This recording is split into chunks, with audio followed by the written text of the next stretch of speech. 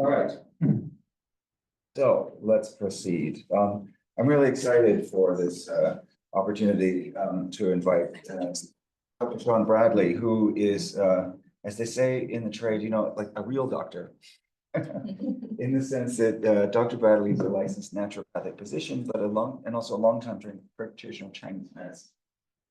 So the insights we'll be hearing today will, although the topic is historical, the insights into and the implications also have a lot of clinical and practical bearing.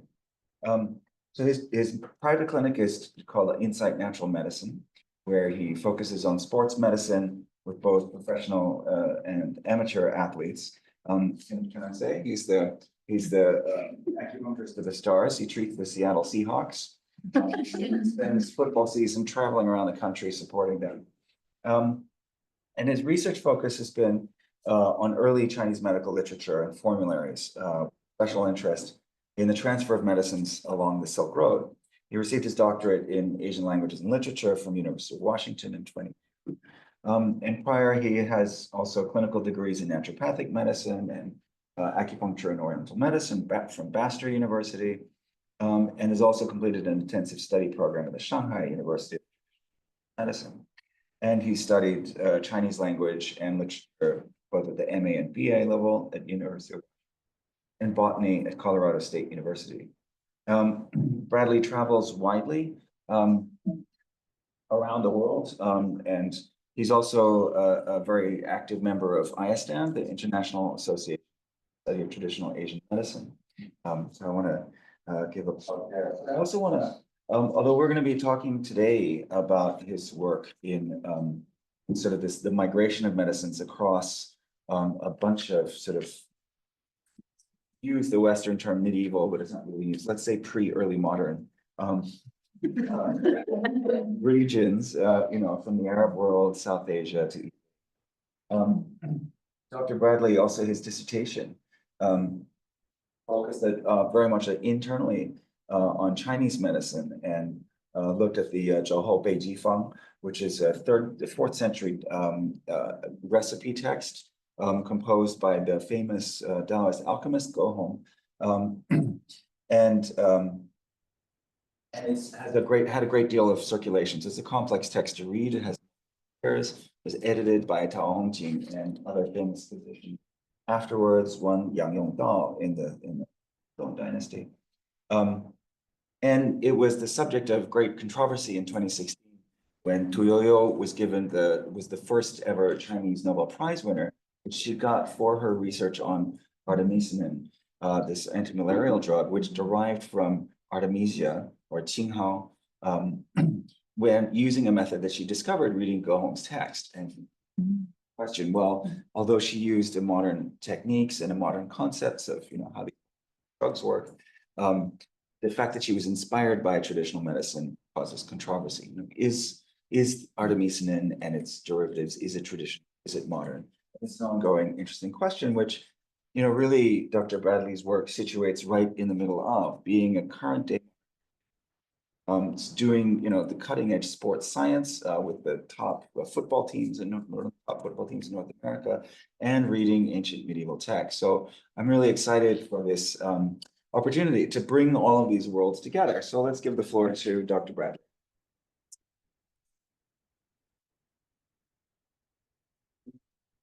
Stanley Baker for inviting me and allowing me to share this. This is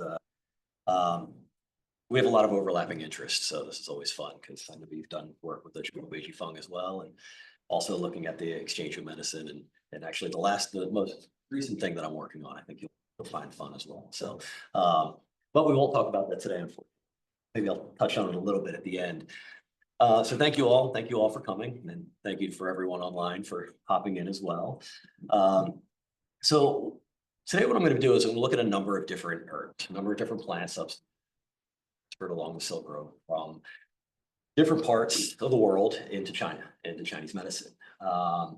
And as Michael said, my interest is really in trauma medicine, and that's kind of how I stumbled upon this. Actually, looking at the Zhouhou Beiji Feng, and I found this citation of myrrh. It's like, wow, this is really early for myrrh to be in this 4th century text. And it wasn't. It was one of the later commentaries, and that was one of my introduction into this. And myrrh was actually the first plant that I did research on in this way.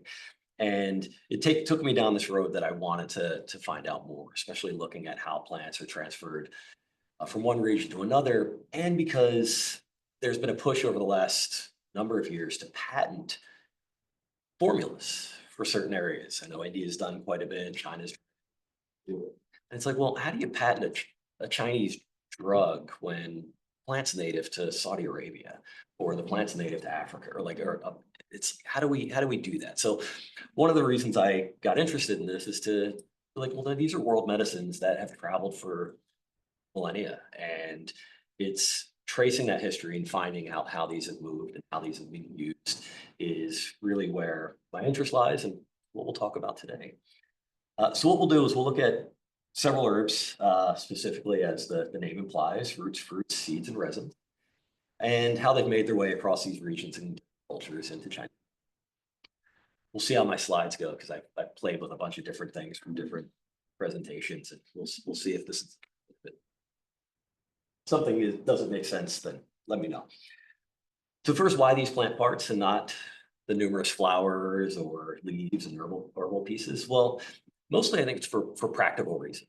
While there's some really important examples like cloves and peppers, things that are from flowers, these lighter, more fragile plant parts tend to degrade.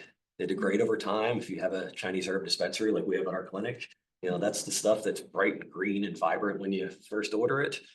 And after a few months, if it's sitting on the shelf and you're not using it, then it's brown and yellow and it doesn't work as well. They lose their potency. And a lot of these are aromatics. A lot of herbal medicines are aromatics. It's one of the main properties that distinguishes them from one another in how we talk about them and in how and how we use them. So fragile plant parts, not ideal for long distance travel.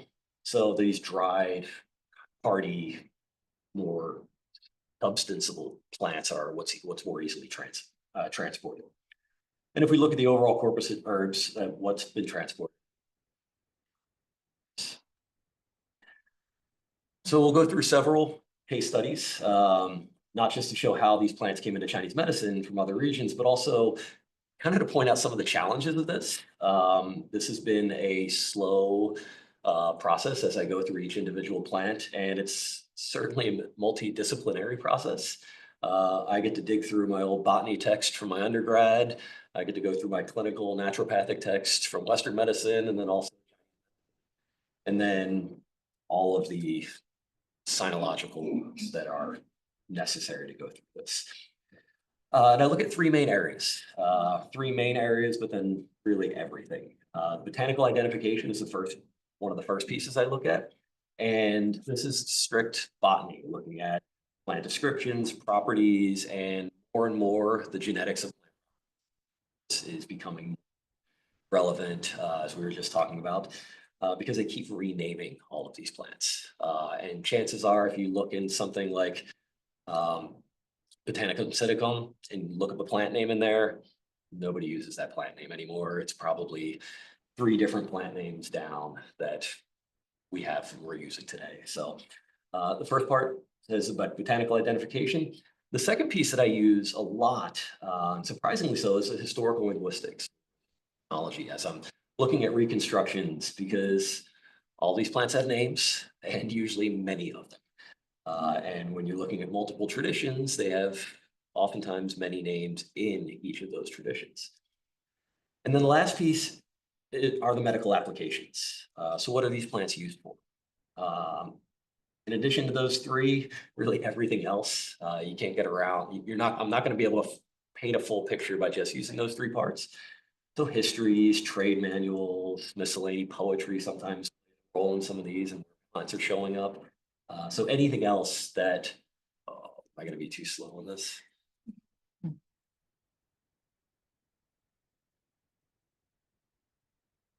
I just go through my slides faster. Well, I have a lot of them, so I guess that makes sense.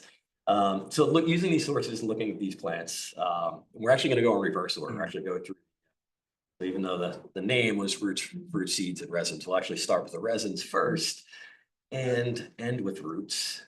And it's deliberate, largely because the resins are easiest. They're kind of the most obvious, this is from another place. The two that are listed, myrrh and asafoetida, are two very obvious examples of plants that have come from abroad and made their way into Chinese medicine. And I also like them a lot, so that's also why we're going to start here. So looking first at myrrh, Chinese mo yao. It's one of my favorite examples because it really illustrates kind of the lens of how a plant has traveled along. First character mo can submerge, hide, to dissolve, and the second character is just yao. Right? It's just plant or medicine. And so that's probably not part of the name. That's probably just mo as a plant, or mo as this drug, and then yao is just naming it as a plant or as a drug. It's quite a strange name for Chinese, though, because it doesn't really tell us much. It doesn't really. It seems that if you look at a list of plant names, this pops out as an outlier from historical, phonological perspective, and it really points. And when that happens, it usually points to a foreign origin. So usually one of the first sources for when I'm looking at any of these plant names is Li Shizhen's Bensaogang. It's a treasure trove of just information from published in 1596. His entries give us a ton of information, but they're not without their problems. There's, along with a lot of these compilers probably never saw these plants growing. They copied from books, they passed the information down. Maybe they saw the products if they were well traveled and went to certain areas, the final product. But they probably, I mean, almost anyone at this time period in China did not see myrrh since it doesn't grow in that region. And this is even true in modern Chinese pharmacies or clinical pharmacies, where most practitioners probably have never seen most of those plants growing. They know what it looks like. They can open up a bag of herbs and they'll, I can John, or I can recognize Dong Wei. Recognize these plants, but if you took them out, in the garden here and showed them these plants in the garden, they probably couldn't identify. So that's one of the problems with these compilers, is that we're getting hearsay down the line. So we lose bits of information, and sometimes gets filled in with really what amounts to misinformation. Some of these examples. So Li Shizhen says that Mo is from the Indian language. It's possible, and it's a common Sanskrit name. One of the most common ones is Bola. This linguistically could be related, but this is the only time this whole thing that I'm going to skip the Indian term, go further west, and we're actually going to look at some of the other examples. Because if you look at the Hebrew, the Aramaic, these are Western plants, the name sounds like myrrh, and you can see how some of these could sound much more similar to mo. There's some caveats with this. If you're looking at modern Chinese names, although the characters in many cases have not changed much over, the pronunciation has changed dramatically, and it can really lead you down paths that are completely wrong sometimes, which is kind of fun. I think I did that with one of the plants I thought about talking about today, because it was a complete mess when I was actually trying to dig through it. It's not a plant that was traded in that route. So the pronunciation of myrrh in Central Asia and more closely related to modern English pronunciation. But what is its connection directly to mo yao? And if we look at the Old Chinese and the Middle Chinese, it's either mut or myrrh.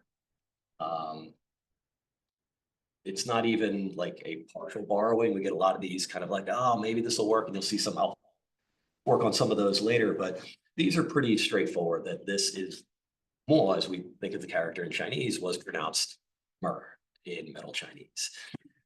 So when we had these names, we get snapshots. These were time periods where these words were pronounced in China. And depending on those time periods can help narrow down when transfer took place. This one obviously is pointing west, but if we look at mut or myrrh, it's probably a later borrowing, which is going to end up fitting our literature pretty well. Earliest received reference that we have is in the Beijing.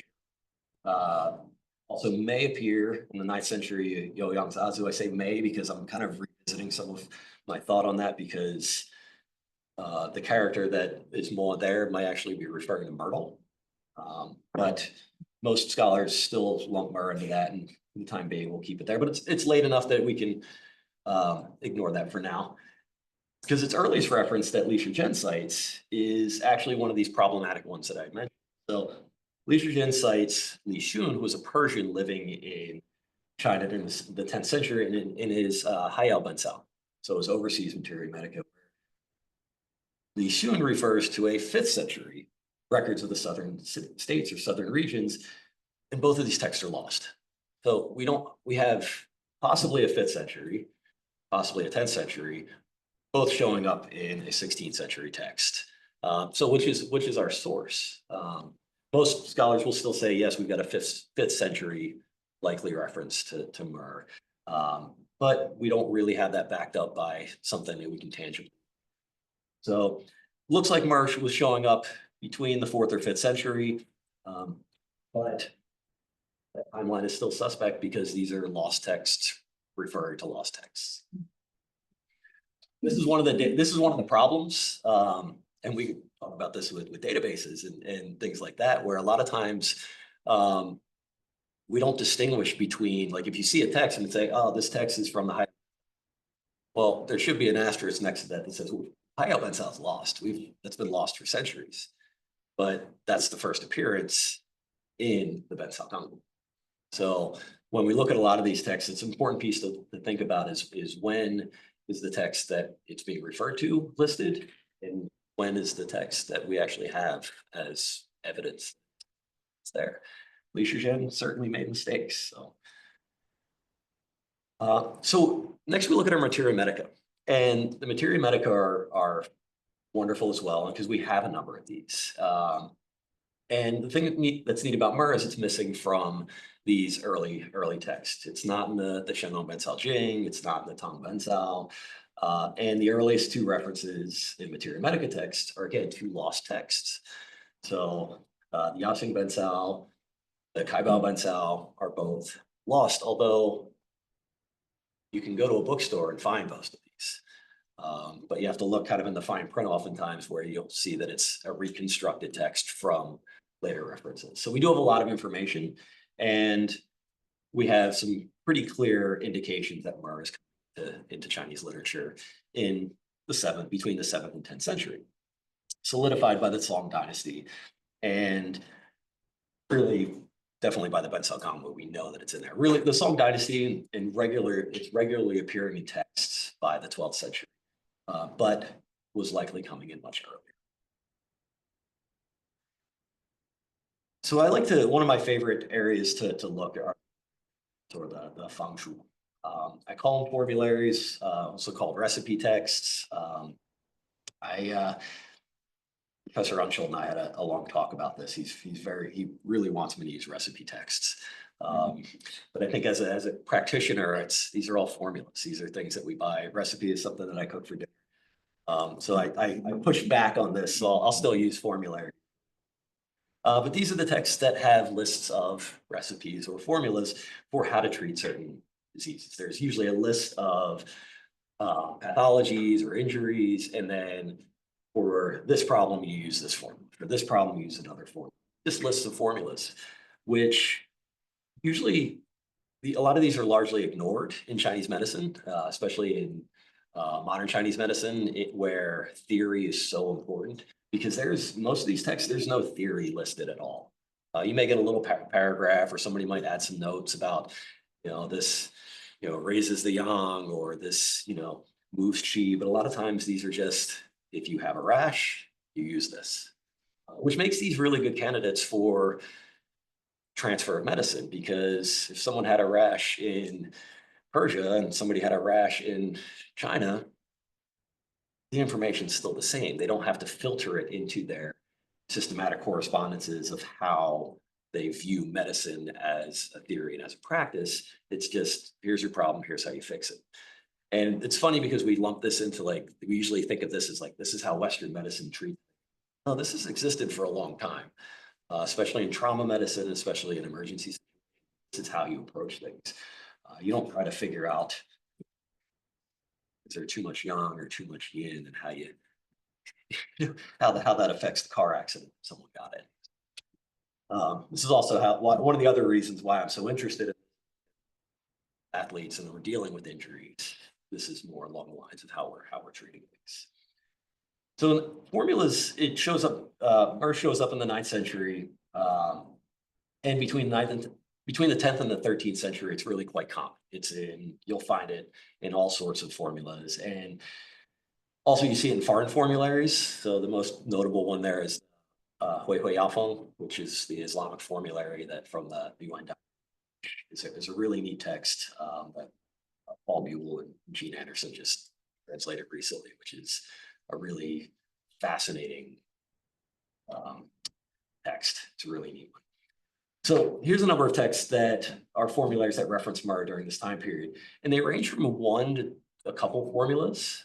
Then you have ones like the Taiping Shenghui Fang, which has over 100 formulas for myrrh that includes myrrh. And this is just collected. This is a state lumps all of these formulas in. But this is another text that there are tons of, I'll call them mistakes, because we have earlier reference texts that we actually have archeological long formulas, and the formulas that we find in Dunhuang that are manuscript handwritten are different than some of the ones that are in the Taiping Shenghui Fang, that whether they were copied differently or they're from a different source or from a source text that different information between the two. But because it's such a large collection, whenever you have a huge collection, you're more likely to get scribal errors because different hands are putting it together. So basically we get myrrh as a foreign drug used in Chinese medicine. The two most common things we see it used for are injuries and trauma and gynecology and obstetrics.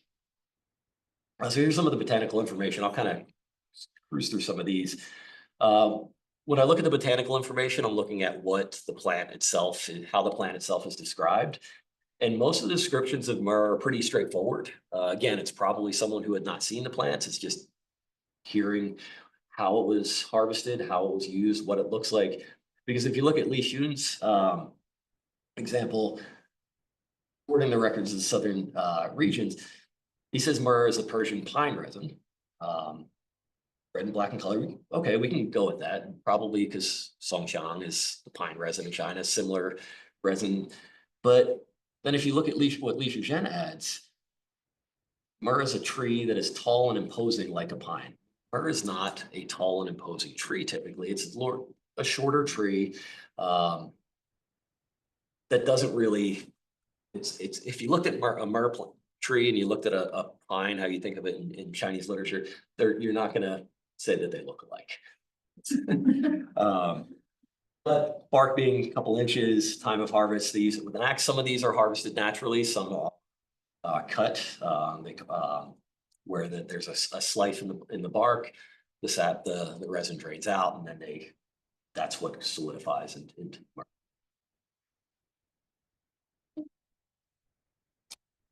So medical indications is the next piece, and as I said, it's pretty straightforward with it's in Chinese medicine. We think it breaks up blood stasis, pain, and it's used for injuries. That's one of the main things it's used for is injuries, and then the other thing it's going to be treating miscarriage, postpartum, heart and abdomen, chi and pain, and it's usually incorporated into pills and powders. If you've ever tried to taste this, it is herbal. There's a reason where it's used more topically in Chinese medicine than it is actually in plus, it doesn't dissolve well in a decoction. You just get this kind of sticky mass that you would not want to eat. So it's often used topically. It's a lot of topical formulas. And again, our two major categories, trauma and gynecology and obstetrics. And I'm hammering this point in because it's going to become important later. So medical information, again, here's a couple examples. These are all from the Bensao Damu because he collects some really nice examples here. And it's often paired with frankincense. Obviously, we think of frankincense. And this is a nice one where he gives a nice example of what frankincense quickens the blood or disperses the blood. So for those of you who practice Chinese medicine, there's a nice differentiation of how they're used, can be used clinically, how they can be differentiated. These go back to from the 6th, 7th century to the 12th century. So this is getting into that same. The last category that Li Shuzhen has in his the Bensao Gangmu is this additional formulas. And here's a couple of good examples of a tendon and bone injury, injury from a metal blade, and postpartum malign blood. So the other interesting part of this, and one of the reasons I like these sorts of looking at the formulary text, is most Chinese medicine practitioners, especially in the US and in Europe, are not seeing trauma. You'll see someone after they have their cast put on. You'll see someone after, you know, they've had their DNC after having retained placenta after giving birth, but you're not going to see them come into the office with most of these things. So a lot of these things are kind of shifting out of modern Chinese, shifting out of practice, because you go to the ER for this, and really for all three of these things, you go to the ER. I'll still say that now. I'm fortunate that in my practice, I don't actually work for the team. I see a lot of the players. I make that very clear that I don't actually work with the Seahawks, but I see a lot of the players, and I'll see them right after a game. You know, we'll show up on a Sunday night after they play, and they'll come in with a foot that's a balloon that they haven't gone to the ER yet. You know, they have their MRI scheduled the next morning. They saw their doctors there, but they'll come to the clinic first, and it's really we're really lucky that we're actually able to use a lot of these things. You know, I'm actually able to do herbal plasters and herbal wraps on trauma that's happening right there. Someone came in with a retained placenta, I'm sending them to the ER. I may give them some herbs to take on the way, but so that's another piece that's really, I think, fascinating. Drugs is that they're not really used the way they were used historically, and they're probably not going to be, at least anytime soon. There is research in how you make these into medications, but the world's shifting, and these are things that you don't see in the clinic very often. Probably for most of the formulary text, you could probably get rid of like the first 5 chapters, and like you would see these things very often in clinical practice.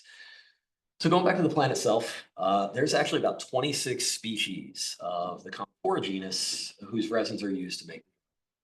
All of them are native to a relatively small region, includes the Horn of Africa, Southern Arabic Peninsula, and to much lesser extent, the west coast of the Indian subcontinent.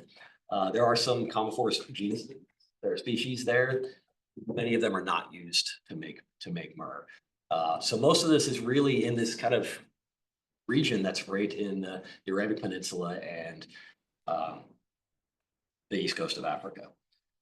So taken collectively, if we look at what we kind of went through before, looking at Persian source for incorporation into Chinese medicine, if you look at it's pretty straightforward. As early as the 5th century, maybe a little bit later, but that's when we get the linguistic change, and that's also when we start to see it appear in some of the trade manuals.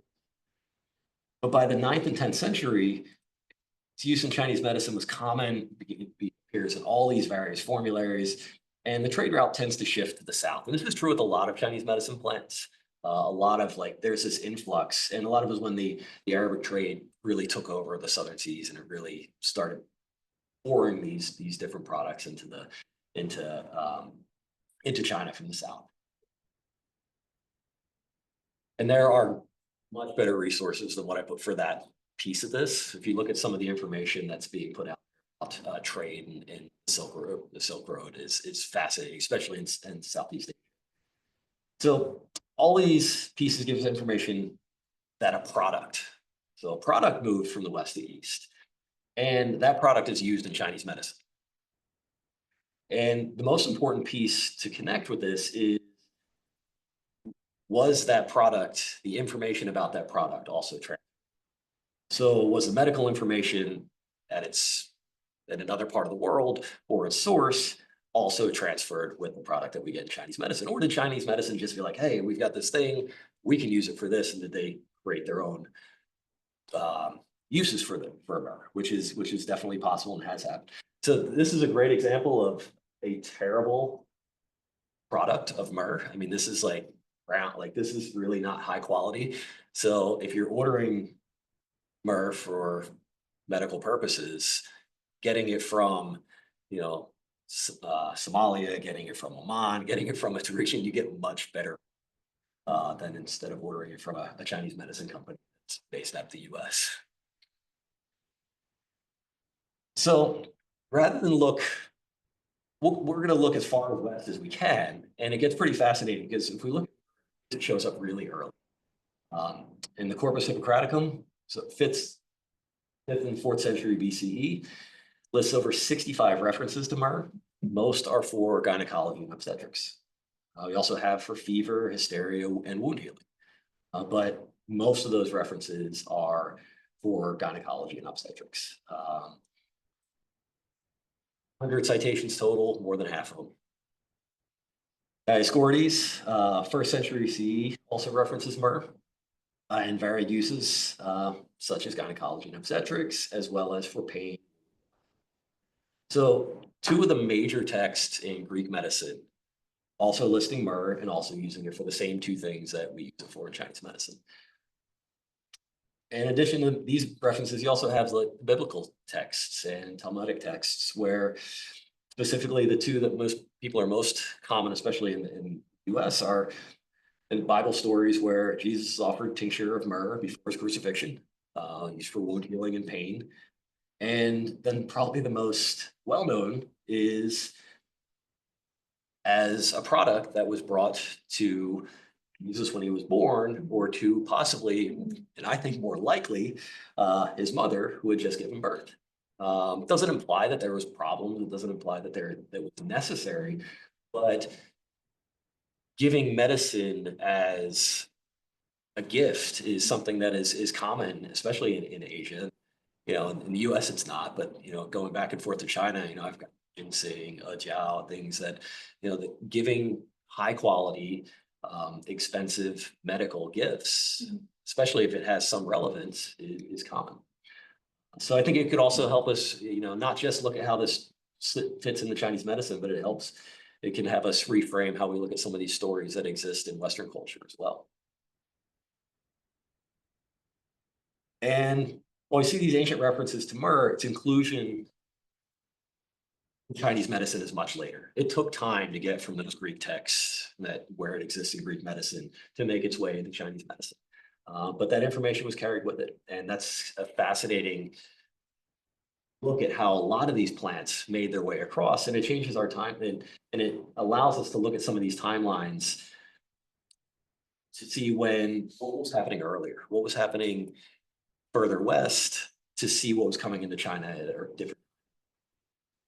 Because everything else we're going to look at is, I'm going to continue to try and push this timeline back early. I think a lot of this information was transferred very early. And it just doesn't show up in the textual information until later. So let's look at our next plant. Another foreign plant, another well-known aromatic, asafoetida. For this one, and really for the rest of these, myrrh was the exception, where I avoided looking at the Indian textual information. Because looking at that for myrrh, it gets really muddy because it's hard to peel away some of the species differentiation. But for asafoetida, it's pretty straightforward, where we get a plant native to Central Asia. It's cultivated in India. There's some good candidates for substitution in China, especially the two that are listed here. So there's 26 species that are native to China. And the two that are listed are the common ones that are used as the drug we think of as asafoetida in Chinese medicine. So it made its way from India to Persia much earlier, probably around the second millennium BCE.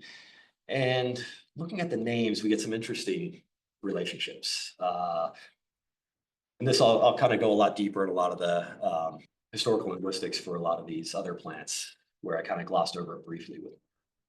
So for our purposes, we're going to actually focus on this one, Yunqiu, and how it relates to Hingu, the Sanskrit name, which is really the most common Sanskrit name, because this is likely from the Proto-Iranian word for resin. And it made its way into Indian medicine very early, and then I think made its way back into China. Although later on, as we'll see, it gets flooded with information directly from Persia. Initially, some of that information was coming from the south.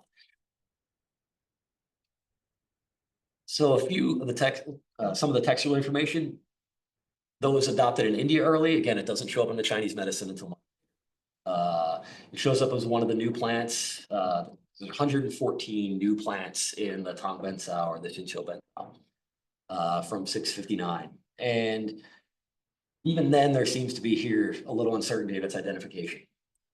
But it's connected with South Asia, where you have these terms for Buddhists and the terms for Brahmin or Poloman is Brahmin. And the earliest source is using Xunshu, but its explanation says that it's Awe, which is even now the most common term that we have in Chinese medicine. Common term, but the initial term that we have is Xunshu, but even then there was certainty in its identification.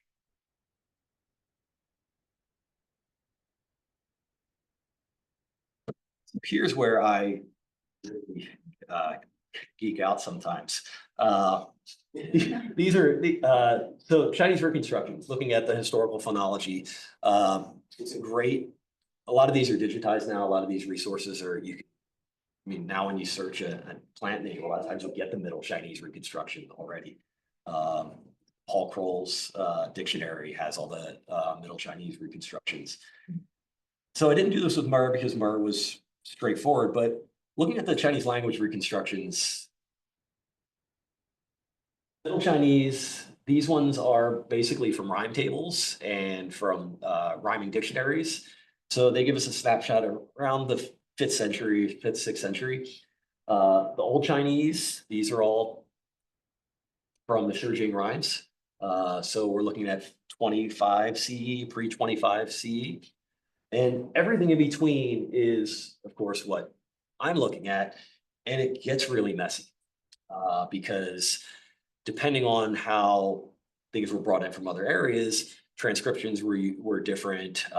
Characters, like, oh, let's use this character to pronounce this name. Kind of like what happens now, where you get different pronunciation, different characters used for different pronunciations in Taiwan, in China, where we're going to use these characters because we think they fit best, and someone else uses another set of characters. So this has been happening for a long time.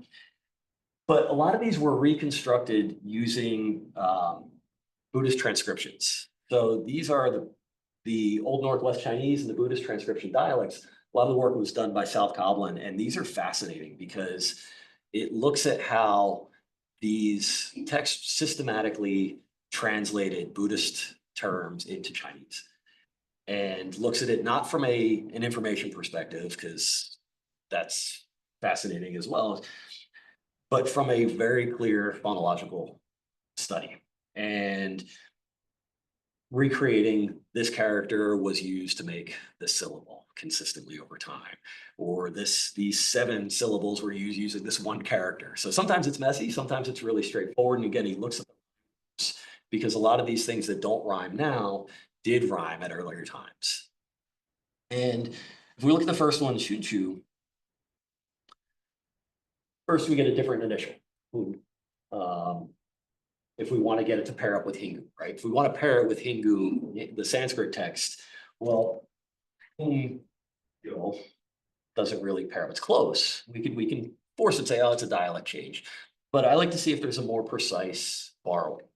And we do get examples. We get examples in Sanskrit. The word Pindapara was rendered using Punyu, or Fen, the character Fen. And one of the other things, these rhyme groups that the U Chinese was often used for the in rhyme. So un often rhymed with in, doesn't now. It's anybody that read Shakespeare and stuff like that. It's like, how does that work for us now? But a lot of these things did rhyme earlier. So un and in were part of the same rhyme group back then. So they very easily, this could have written in. Gyo is a little bit also a little bit challenging as well because the rhyme. But again, this rhyme group, the often rendered you as well instead of just yo. Right? So we could have a clear direct borrowing where in Buddhist transcription dialects, Xunshu was actually pronounced Hingu in China at that time. It gets a little fuzzy. It gets a little, there's a lot of layers to this. And it doesn't need to be exact because there's other ways for these borrowings to happen. We don't pronounce New York, but that's what's used. But these are direct borrowings. They're using the same sounds. And where it gets interesting with the Buddhist information is because a lot of these texts were chanted. So the precision for chanting was important. So you wanted exact pronunciation. Characters were chosen and pronunciation was deliberate. And in this case, Xunshu could have been pronounced Hingu, which is the Sanskrit name. So after kind of pairing those up, then we're going to look at the source text. And this one, we won't go in as much depth as with Mer, but just looking at a couple of to see if the information was transferred as well. So we have Xunshu and Hingu were transferred. But if we look at just two early sources, there's some pretty straightforward parallels. Chinese traditions, Sun Tzu Miao is a great early example. And it's used as a digestive upset and pain and to help move things downward. Charaka Samhita, which is one of the early Ayurvedic texts, we get a very similar use for Hingu or Asafoetida. So this also is a really great example, I think, of how both of these traditions then adopted this plant into their own systems. Because if you tried to explain this in Ayurvedic terms, it wouldn't make much sense because it's couched in terms of Alchi and Malachi. And if we look at the Indian texts, it's describing the doshas and how it's affecting. So we have the same plant used in both traditions, and they're describing it in their own terms with their own practice. Shift to a seed. So that was those two I used. So Resins is the only one I'll do two examples. So these we'll just go through. So there's many, but especially when we look at the seeds, because we could go through these two. These major food products make for some great studies, but a lot of this was early. These exchanges took place so early that there's really little information to work with. So it shows a much more obscure one that really parallels the previous. And one of the common names is scrufy pea. It's often commonly just called Sorelia and Sorelia seed. And really, just until recently, that was the main scientific genus name for this. And I had to change this actually like last week because it's been updated within the last year, where now Cullen is the more proper modern botanical name. But almost all the literature, if you try to do any research on this, you'll almost never find Cullen cordifolium. You'll find Sorelia cordifolium. So it's native to a nice wide area, but this is another point where our modern plant distribution maps can be a bit of a nightmare because I'm really guessing that it probably grows somewhere in there, and it probably is in Iran somewhere. It may not grow all the way out into here. It may just be a tiny little area in China. So you really have to take these maps with a grain of salt because it may say that it's native to this area, and it may not be. And it may say it's not native to another area, and it very clearly could be. That's the whole one, right? Yes, I just snagged that. But I just added this one just recently. I needed some color on that slide. The slide illustrates some of the nice gaps that exist. So looking at the Chinese and Sanskrit names, so there's a very clear phonetic borrowing, Buguzhur and Bakuchi or Bakuchi. Doesn't appear arrive in China until about the 8th century. So again, this is a later incorporation. Li Zhen points out that it probably is a borrowing, similar to his notes in Murr saying that it's, you know, from the West, or that it's coming from abroad and into Chinese literature. And looking at the early Ayurvedic texts gives quite a few alternative names. This is one of the problems with some of the Sanskrit literature is it will kick back tons of names, and many of them aren't used often. It may show up just one set of text, and somebody decided at one point that this herb is the same as another herb. So a lot of this information still needs to be out a little bit, but it points to the common names being challenging.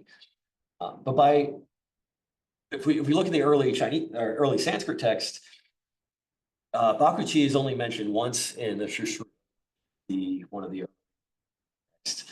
All the other texts, it's mentioning other names. So in Jarka, it's other names.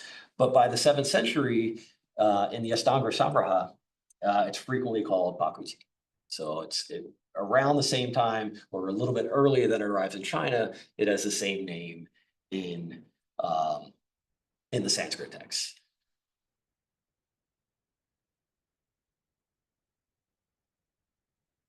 So one of the things is the vowel difference. So Buguzhur and Bakuchi.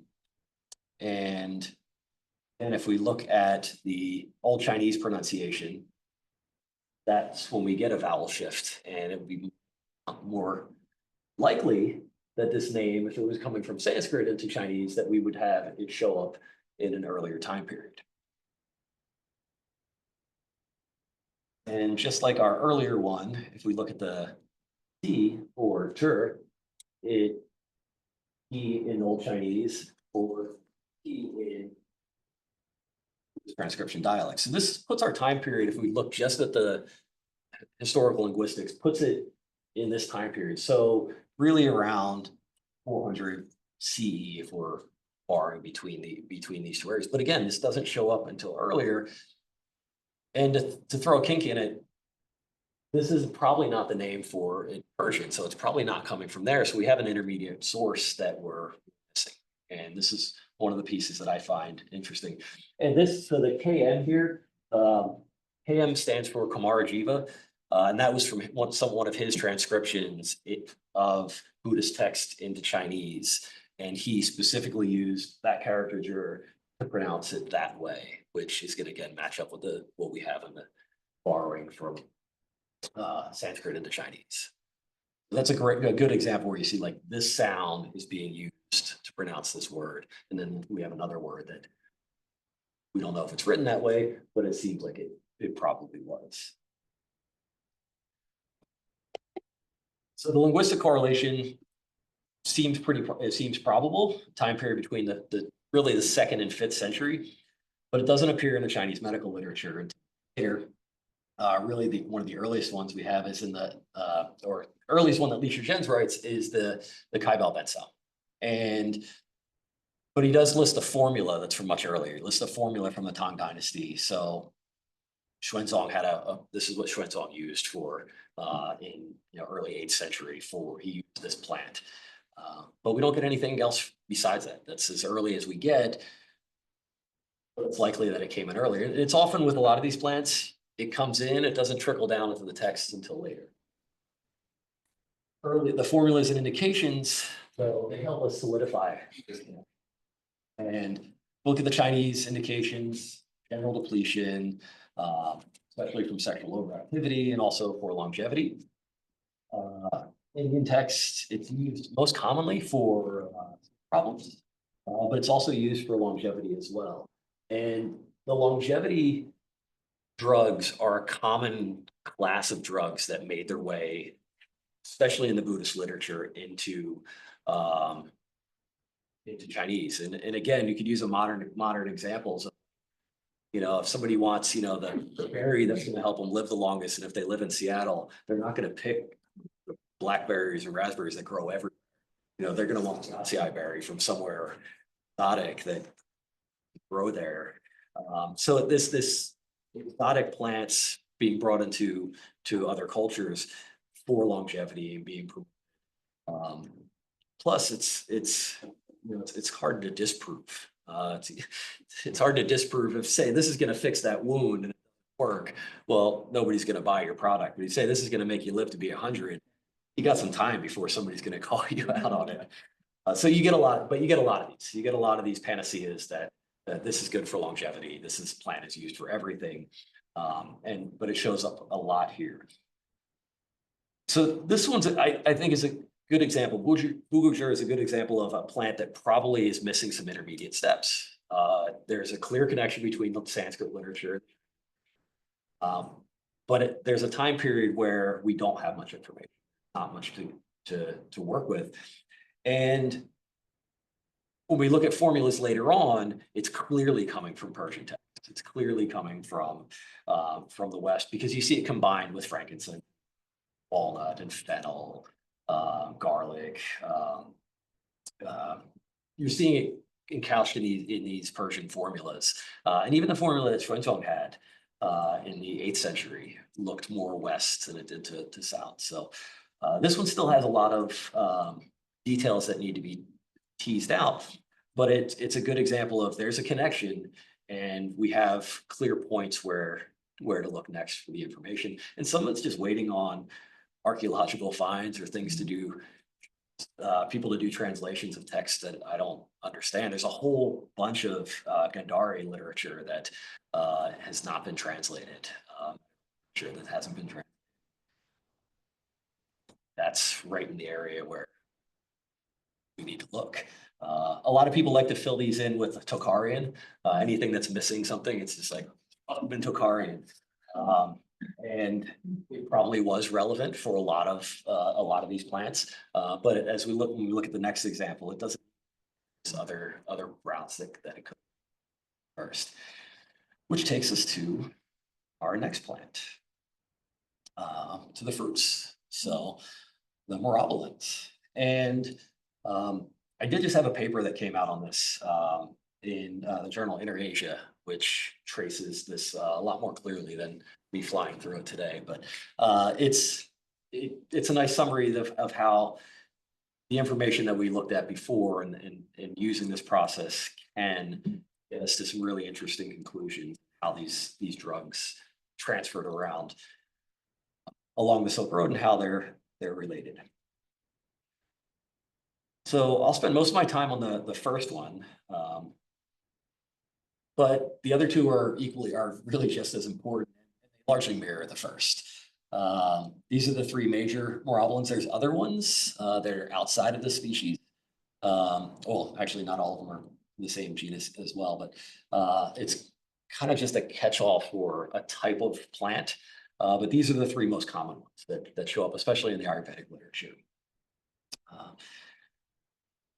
And here again, you can look at some of the nuances of superficial similarities, but look at the more nuanced ones. Terminalia chibula is the one we'll look at most, and this is the black Mirabolan, native to the Indian subcontinent, Southeast Asia.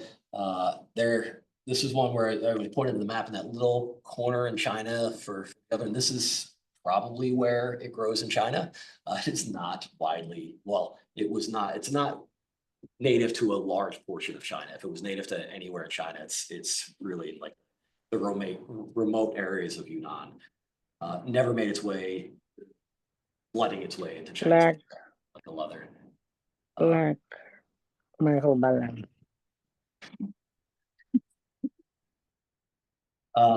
Deciduous tree that grows up to 100 feet tall. And here we have the Indian text. So Haritaki is the primary Indian name. A lot of other ones, Abaya and Rita are two of the other ones that we see.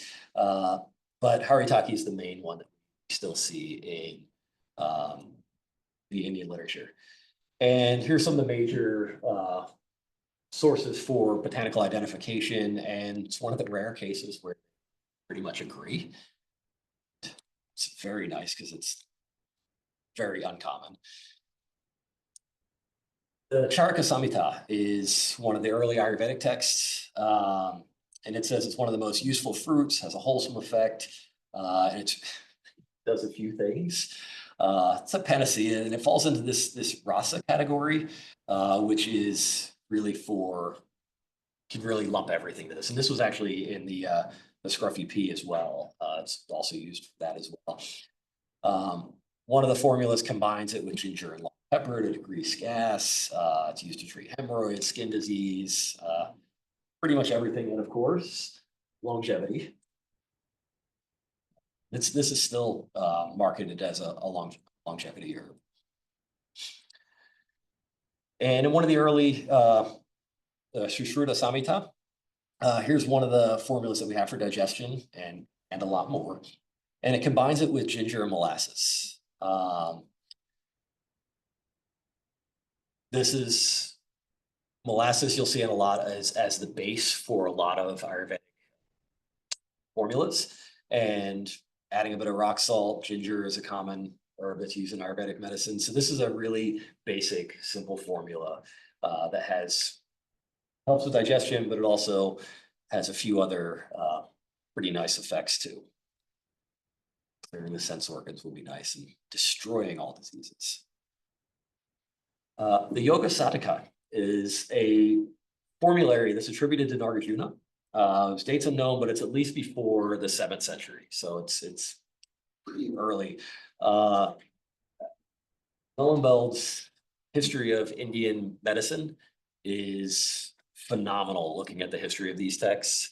And one of the things that's fascinating is whenever he goes through the dating these texts, it's a mess. There's so many possibilities. Ayurvedic literature dating there's huge ranges. A lot of these were compiled over centuries, whereas a lot of the Chinese medicine texts later on were really locked in, like this is from this date, we have a publishing date. But if you think of things like the Huangdi Neijing, you think of some of the earlier texts, they're just as messy. So a lot of the Ayurvedic texts are like that, but there's certain ways that to date these, and we know it's at least from before the 7th century. And a number of formulas, again, containing haritaki, and one similar to what we saw in the charaka, but with an additional ingredient. It's got the Cyperus rotundus. And again, you're just keeping it in the mouth. This one's for shortness of breath and coughing.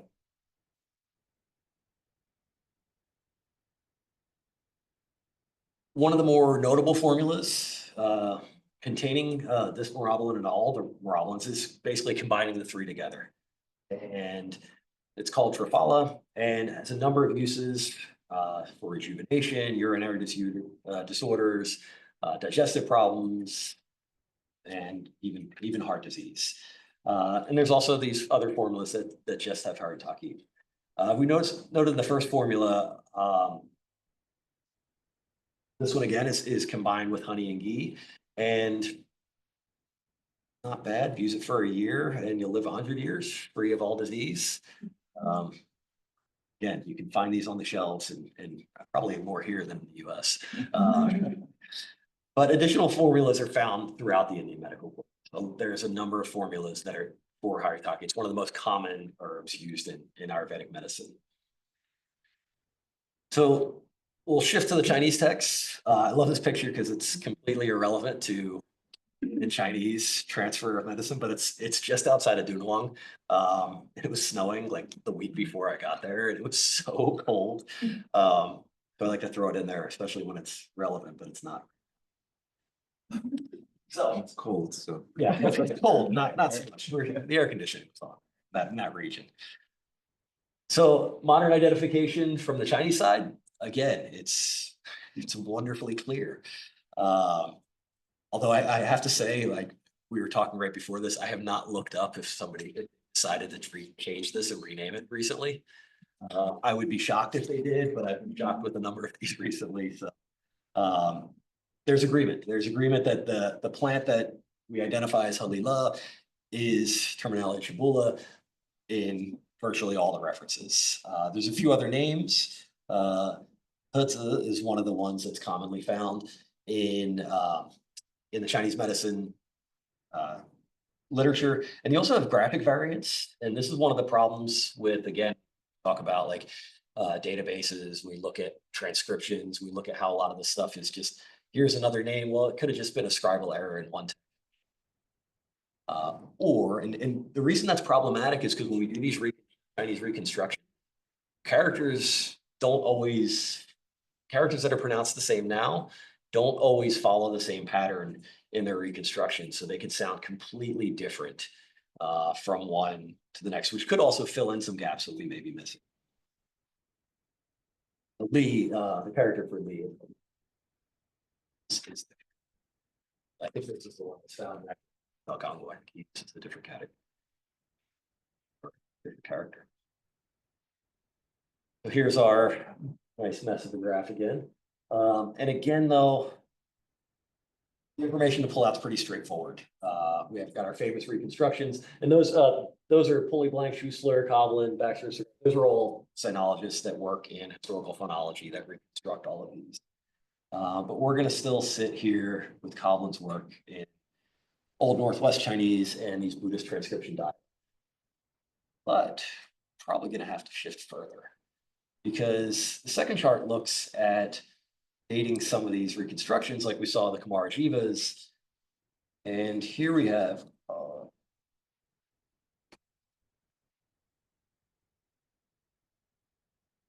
Dharma Raksa right around 280 CE uses la as instead of lek as dak, which would give us hari rak or hari dak, which is going to be much closer to tak as opposed to the hoping that that R is going to be flapped or something to that extent. So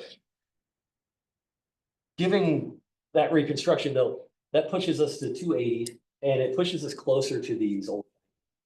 And if we think of our other examples that we've seen, a lot of these Indian medicines weren't coming into China until much later. We weren't finding things until the 7th century, the 6th century. And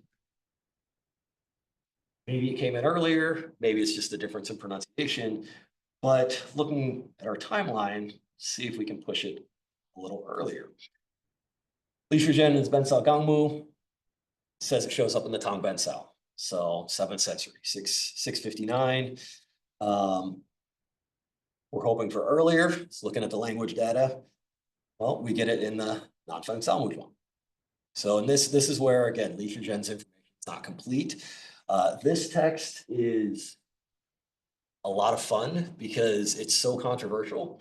But a lot of times it's controversial because people don't like what's in it, because it disagrees with a lot of other texts. So it's an interesting one. Again, it ties in with Go Hong because he spent some time with Shihan down in the southern regions. And Shihan's the author of this. So the Nanfang Salmujwang is around 307. But if we want to push back even further, we find it actually mentioned in the Jingui Yawen, which is one of the other half of the Shanghan Lun from Zhang Zhongjing in the Han Dynasty. And this, if you look at a lot of commentaries on this, a lot of commentaries will add a note. This was added later.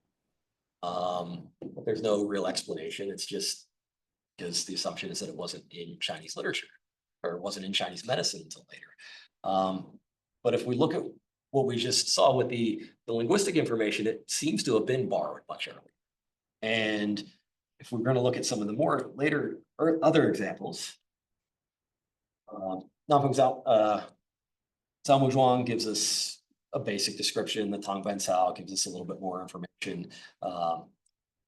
But Some Tsumiao also has stuff here. I guess it's later. But these early references, but it shows up in the Jingui, which it puts it firmly in the Han Dynasty, which puts us before the Dharma Raksa's transcription. And it gives us a time period that's much earlier than the 7th century. And it coincides with the Nanfang Salmujwang, which is Southern incorporated drugs. When we look at some of the formulas, 2 formulas attributed to Sun Tzumiao, who's well known for incorporating a lot of Buddhist information into his texts, especially And first one, making a powder, honey pills the size of a seed. And that's just using it as a single, just using a single plant. You're just making a pill out of it with some honey.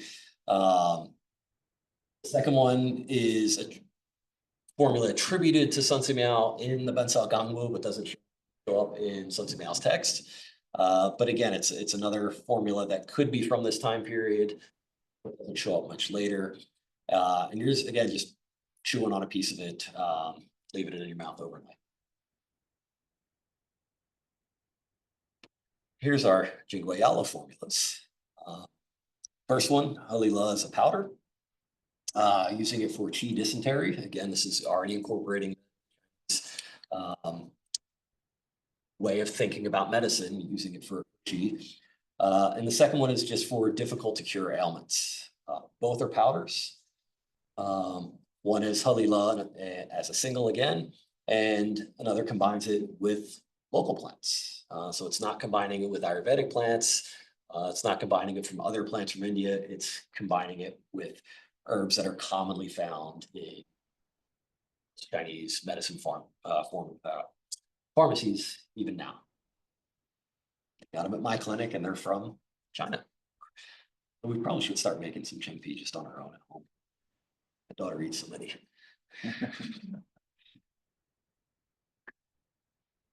So when I mentioned at the beginning, you've got your botanical information, linguistics information, and then the medical text. Then there's this catch-all for everything else.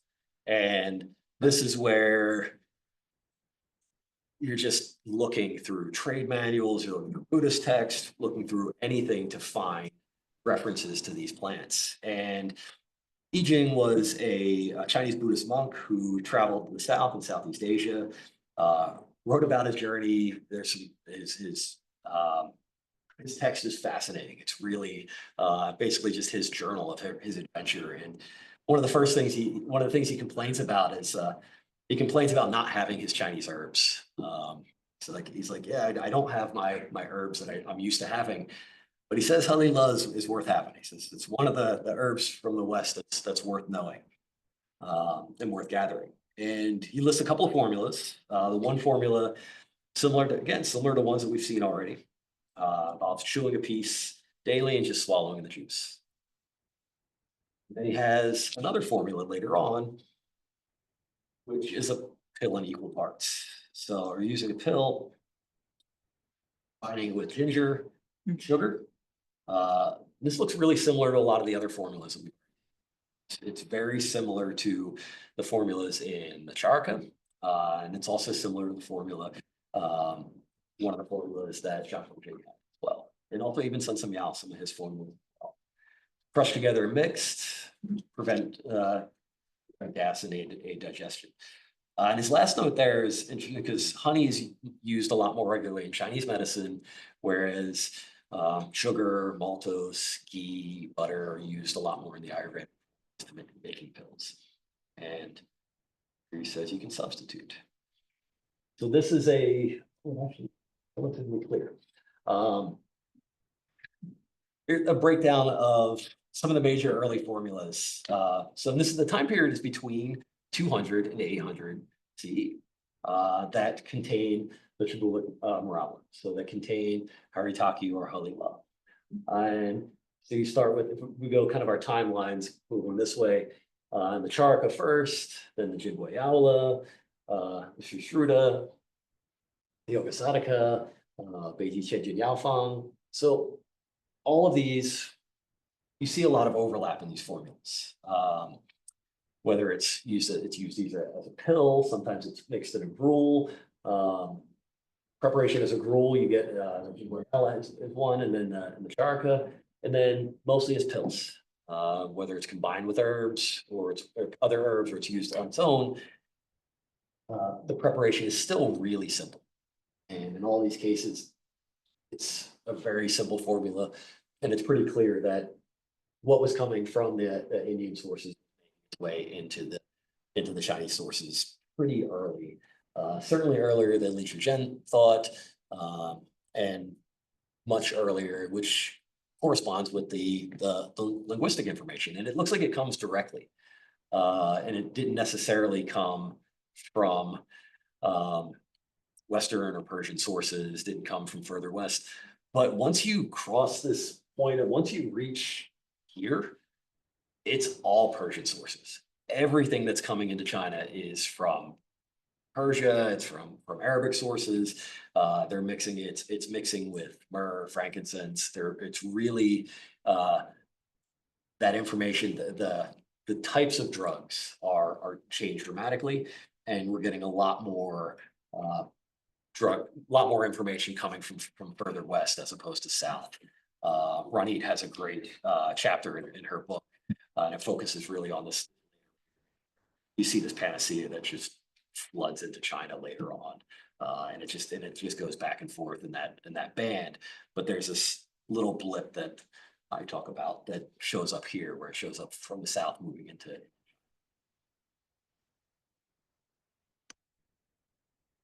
So our last one, I had two here, but I scrubbed the last one because it was a mess. It's an absolute mess of and I actually considering it as being if it is connected. And even this example is another one, because everything that we've looked at so far is a clear import into China. They're all drugs that are brought into China from abroad, whether it's from far west or it's hard from south. And there's plenty of roots that fall into this category, but I chose this one deliberately because it's less clear and it ties into some of my other areas of interest. But it's it's changed just in the last couple of weeks, actually, in how the botany is looking at this plant, because which really helps my other area of research, looking at drugs and how they were used in poetry or very early poetry, but it messes up this type of research. So I'll explain that in a minute. But in the Indian literature, Vaka is Acorus calamus. There's a number of other names, but this is the one that's most well known and most common. Again, all these seem to match up today, or a couple months ago, not as much in a few minutes, as I'll talk about it. So Acorus calamus, everything just recently, so this has been updated in somewhere 2024, where they're shifting where they think this plant has come from. And this is really, and it's fascinating because it goes all like across the north. It goes across the north, and they think what's in North America is directly related to what's in Asia. The species has some pretty interesting crossover. But it's cultivated throughout China. So we're gonna stick with that there. And its native distribution was likely outside of China. May have been further north than looking at what I thought of as further south, but a possible drug that was brought into China. But again, the botanical information is changing. I mean, this is based off of two articles that were published by if you're in the humanities, don't read it. It's unless you want to just brush up on your genetics. And I mean, I have a degree in struggling through it. So but it's thick, deep botany that's changing. It's changing how we look at these plants and how these plants were moved. And the botanists are looking at it just like, oh, this grows here and now it grows here. Well, for our perspective, it's like, well, did somebody pick it up and move it because we wanted it? We wanted to grow it. We wanted to use it. And, for the pharmacist, it's like, well, whatever, you can try it out. But these plants were moving and they're still moving.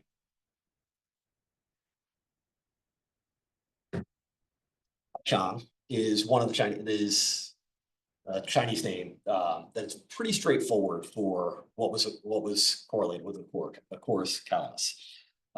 There's some other possible names, and these other possible names. Again, these get pretty messy. Especially because this ties in with Changpu. Changpu is where the biggest debate up until essentially a few weeks ago between Acorus calamus and Acorus gramineus, which are the two common plants that are identified. One is by Chang and the other is Changpu. And that was the biggest challenge in if we look at these modern Chinese botany and medicine, there's always been disagreement in some of these. Acorus calamus grows worldwide, but it's listed as Changpu in the China. All of the Chinese medicine texts listed as Baichang. These may be synonyms or likely synonyms or variants, or two other names. A lot of these are being pushed out as they're now doing more of the genetic research and realizing that these are more closely related. And the flora of China just has it as Horus gramineus, which is the one that's most commonly associated with Chang as and has Jin Changpu as that of course gramineus. It's really frustrating because this is one of those cases where all of the Chinese medicine literature agrees. Like if you Dictionary of Chinese Medicine or even Bensky's text or any of these major studies of Chinese medical body, they're all going to say that Horus calamus is Chang or Horus calamus is Baichang. But the flora of China, which is kind of the definitive resource for botanists, is saying no, it's Chang. So clearly a mess, not a new mess either. But for my purposes, what I've looked at and what kind of sifting through a lot of this, and even looking at the entries for Li Shuchen and the Bensao Gangwu, the entry for Changpu looks like a native Chinese. What I mean by that is it goes through all the steps and has lots of formulas that go back and really traces it. Whereas the list for Baichang is really sparse. There's not much information. And this usually looks like where you have a native plant and a foreign plant.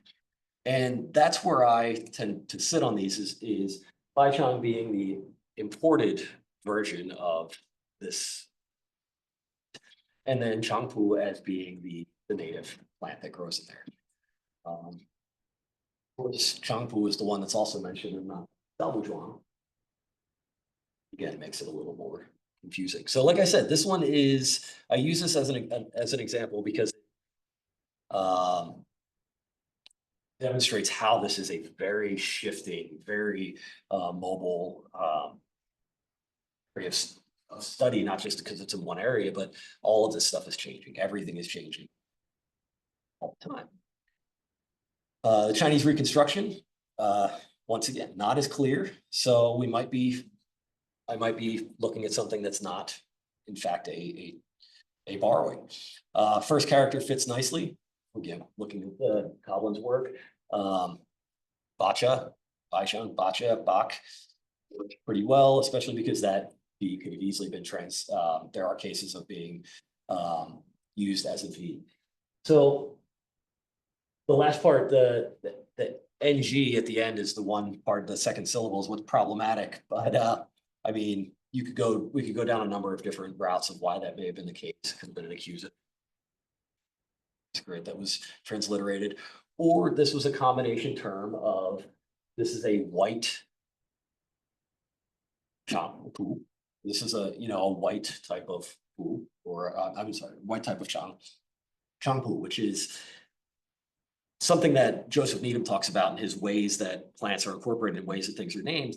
Sometimes they're not just taken as completely transliterated. Sometimes we take, what it looks like, we put the semantic part of it, and this could be a case where we're combining that. So it's not going to be as precise because we're getting a better description as opposed to a clear phonetic borrowing.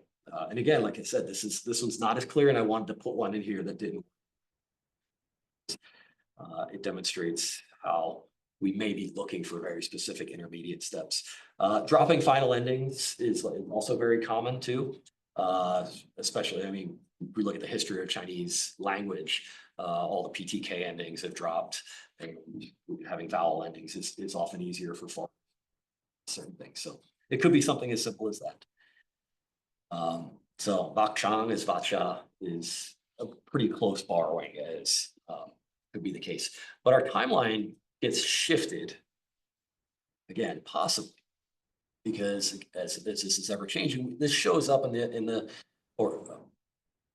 Baichang shows up in the Tianhui manuscripts. They came to it paper strips. In the methods for mixing and decocting treatments for treating the 60 ailments. But there's a note. So it's treating downward bearing qi, but there's a note that says Bai Chang is Sanbai, which is a completely different, unrelated plant. If we use it, if we go by what we have currently for that plant. Again, it's an uncommon plant, and it could also just be a description of it too. And plus, this is the note. It's not the primary text, and this is 2nd century BC.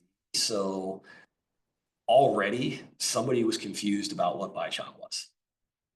So 2,000 years later, I don't feel as bad being a little confused about what it might be, because when we get much closer to the source, he didn't know either. But when we look at applications, from both systems, we get 2 pretty clear uses for this plant. First is for digestive complaints, and the second is for clearing the mind. So this is an interesting example because even with all the mechanical challenges and with all slight linguistic challenge, they still look like they could be they could be related in these early texts. And it's apparent that, some of these other drugs, like you can trace it really clearly. This is a good one because it grows everywhere. The plant's changing, and it really pinpoints the uncertainty of this transregional, transdisciplinary work that I enjoy so much. But we'll wrap up because I tend to ramble if you hadn't noticed, especially when I'm doing what I enjoy. So it's pretty clear from that I enjoy researching this stuff and enjoy researching the history of medicine. But as Professor Stanley Baker pointed out, I'm a practitioner. I spend most of my time in the clinic with patients, and I'm always looking for how my academic work can inform my modern practice. And the best example of that is the one you gave is Tuyoyo, looking at, this is it inspired her research because she got her Nobel Prize for her clinic or for her research on artemisinin. But looking in that text and realizing that, they were juicing it effectively instead of making it into a concoction, which is why it was effective. Well, let's try it that way.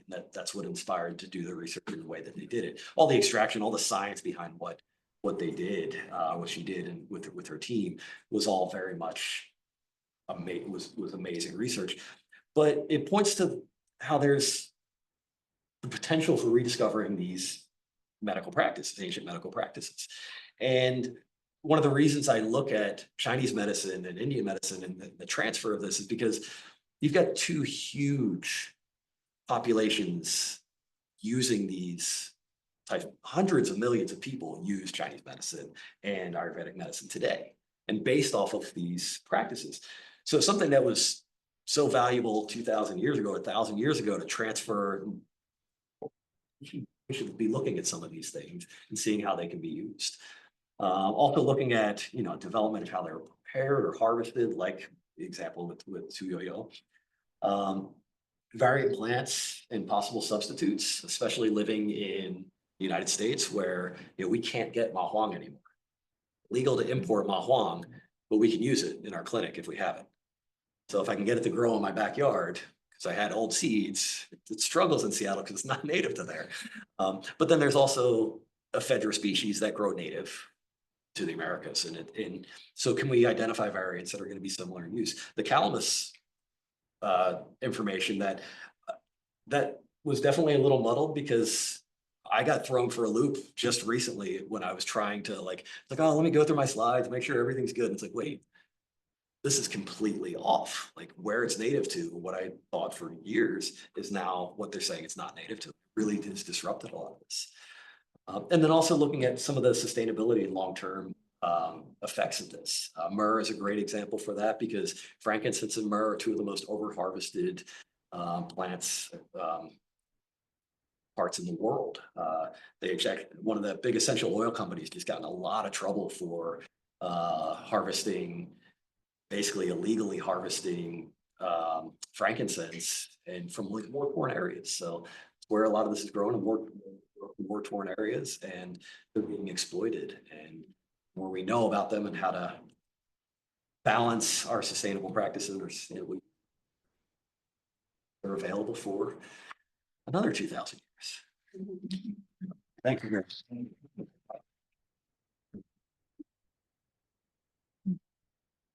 I think I just hearing the richness and the depth of the work you've done. Well, this is just your part-time.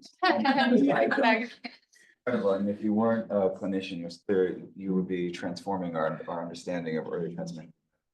That's your job. No, I'm just a cheerleader.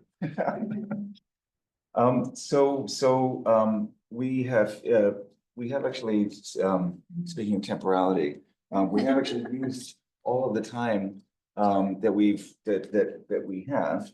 But I think we should take at least maybe one question, one from the room and one from the internet. So first come, first serve. Okay, can I go? Okay, I'm very interested about animal ingredients.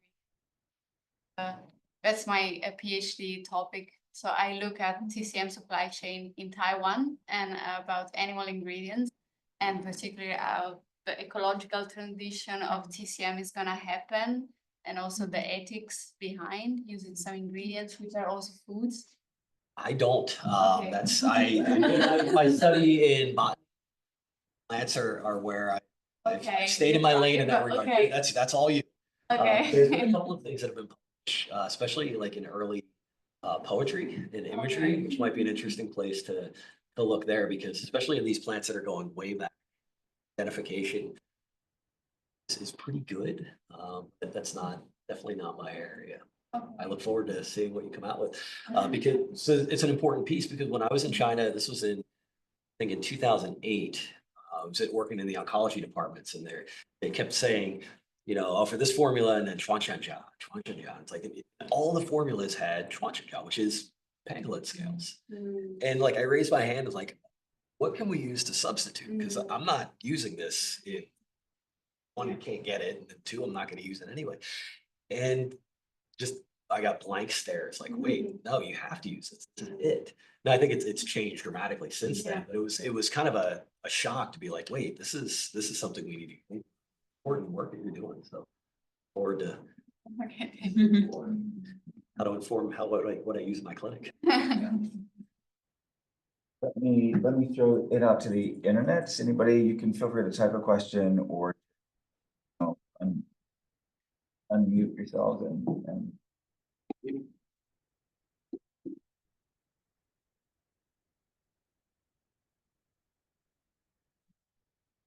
anyone from the room have any other questions? Otherwise, I have another. So have you been using like these plants like for your clinical work like frequently? Some. So a lot of how I use my academic studies in clinical is what not to do. It's just like a lot of things that you hear, oh, this is used for this. And then when you start digging back in the picture, it's like, no, that's at all. It's something completely different. But I do use a lot of, because it's something that I use a lot. And so we use a lot of topical wraps and things like that. So, I'll have football players that, jam their fingers, they're soaking their hands in herbs, and myrrh is one of the ones that I commonly use. But yeah, I try to, because I think there's not a far jump from what was transferred early, especially early, was a lot of battlefield medicine. So what was being used in garrisons in different parts of, especially like out in Dunhuang, out in these regions, what was being used there was mostly emergency medicine. Probably you get the great stories of like Huatuo and stuff like that, treating all these things using great stuff like that. But it was probably just some medic out in out in Dunhuang that was patching things up with whatever herbs he could find. And those types of injuries are the types of wounds from swords and knives, like blades and stuff like that. But a fun example of that, I did have a football player who took a helmet to the chest. He had a bruised sternum, was told he was going to be out for about 4 to 6 weeks. And I found an old formula that was used for someone who got kicked in the chest by a horse. And we had to modify because there were a few ingredients that we didn't have musk, and so we modified it a little bit, which fortunately we had the dispensary to do it, and he played the next week. It was one of the coolest examples of this is directly informed by what I'm doing my research in, and we were able to just pack a plaster on this giant football player. Sorry, I have a question. Can I Okay. ask one question, Michael? Yeah, please do. That time? Okay, thank you. Hi, I'm BB, and I'm part of a nature society here. I've organized a medicinal plant group, and I discover, and there are Indians and Chinese, and we go on walks and we compare our knowledge of the medicinal plants, and discover that because we live, even though we are different ethnic groups, but we live in the tropics, so the plants that we identify and the illnesses that are those plants used for are mainly tropical diseases or illnesses. So I'm just wondering, like in the case of India and China, in the way that they traded those medicine and the knowledge of the medicine, would climate be also an important factor? Because I mean, if you're looking at India, we probably, will be looking at tropical diseases as well. And China, I mean, there's a lot of distribution of climate in China. It's a very big continent. I mean, how does climate come in that case? I think it certainly does. I think it certainly plays a role because, right, in the tropics, you're dealing with more tropical diseases. You're dealing with you have access to plants that are grown here. The Chinese medicine formulary is mostly dried plants at this point. They're dried plants, and they've been dried plants for quite a period of time. And the trade routes in China, like the distribution routes in China, and you've done some good research mapping some of this and how quickly things are able to get from region to region, and have been able to for quite a long time in China. Trade routes into South Asia and into really other regions open some of that up pretty quickly. But you're right, especially when you talk about using fresh plants, when things have to be used fresh, which is why a lot of these were bound into pills. So I'm not sure how to really answer that, because I think yes, it plays a role. I don't know how much. So it'd be I'm not sure how to actually pinpoint how we could look at how much it's influenced. I But think that's an China- interesting research topic to look at how those plants would have been adapted when they transfer across continents and used. Yeah. Yeah, if I can just add one thing, since we're in Singapore, we have a garden here, which it's just based out of the NTU herb garden, and then they community grew it. It took it during COVID into a different site, and the head gardener there showed us this plant. I can't remember which one it was Yu Xingcao or something, and she had a Beijing one from Beijing, and then she compared it to one which grows here, and she said after 3 generations, utterly different appearance, because the Beijing one was pale and thin, and the one that grows here is thick leaves and much more potent. So I mean, I think they say in the beginning of the Tangben, they say something like plants, when they move them from their originary regions, change their properties. So that's why I think, I mean, the work that you're doing, finding the dating the movement of these and tracing their trajectories, and then lining these up with how they were used, can actually really inform not just identification of also the growing regions from where they come from, because the soil's different, and the conditions, and those can induce different. In some cases, they could thrive somewhere else too, and so all of these, even in the literature, has got some stuff, but it's especially the trade manuals. They'll say like Zhuang Chunshi, his Yoyang Zazu is great, 'cause it says, you know, the best of this plant is from this area, or this region has the best, you know, example, I can't off the top of my head, but a lot of these talk about that, you know, the best type of this plant is grown in this region, and that's where you want to get it from, but it grows other places. And you get that even when you're ordering, trying to, you know, I want to get from up north, or I want to get, well, you get two different species if you get it north or south, depending on what you're looking for. But yeah, that's one of the questions now, especially as Chinese medicine, right, like herbal prices have skyrocketed last couple of years, like they're through the roof now. Be able to get a bag of Wei in Seattle for like $5, and now it's 45.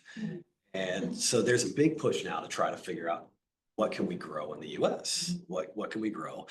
And side by side, it's like, well, what's native instead? And I think those are the two questions to ask. It's like, what can be substituted and what can be imported? And Ma Huang's another example where it's yeah, what's going to thrive there? Because I think goji berries, I've got goji berries growing in my backyard. Like I put like some seeds from one that I ate. It's growing now. And it's stuff like that. Maybe it grows even better. Tea is another good example of a plant that has, you know, spread all over the world, and one of the leading countries for tea export is Kenya.